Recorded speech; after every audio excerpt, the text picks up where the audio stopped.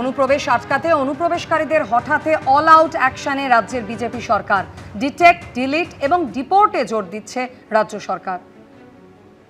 আইনটা এতদিন ছিল ভোট ব্যাংকের স্বার্থে কেউ বা কারা ব্যবহার করেনি। আমরা ভোট ব্যাংকের বাইরে গিয়ে দেশের স্বার্থে, রাজ্যের স্বার্থে এই আইন কার্যকর করছি। एक दामाद है ये लोग।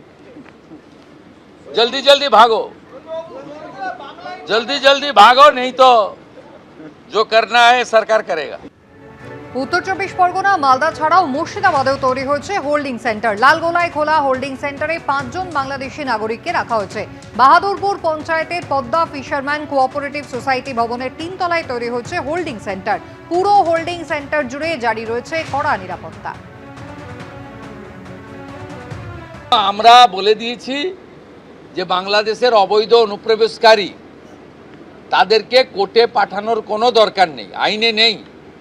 সরাসরি পুলিশ নেবে এবং বিএসএফ এর হাতে হ্যান্ডওভার করবে।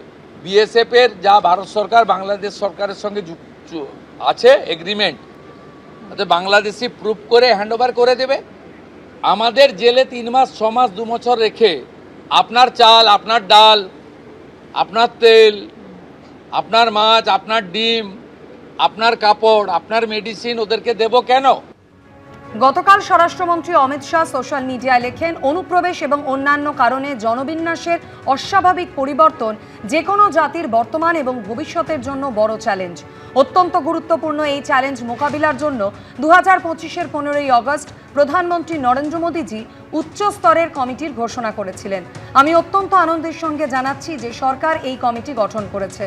অবসরপ্রাপ্ত বিচারপতি প্রকাশ প্রভাকর নাওলেকারের নেতৃত্বে গঠিত এই কমিটিতে সদস্য হিসেবে থাকবেন জনগণনা কমিশনার, অবসরপ্রাপ্ত আইএএস দুর্গাশঙ্কর মিশ্র, অবসরপ্রাপ্ত আইপিএস বালাজি শ্রীবাস্তব এবং ডক্টর শামিকা রবি।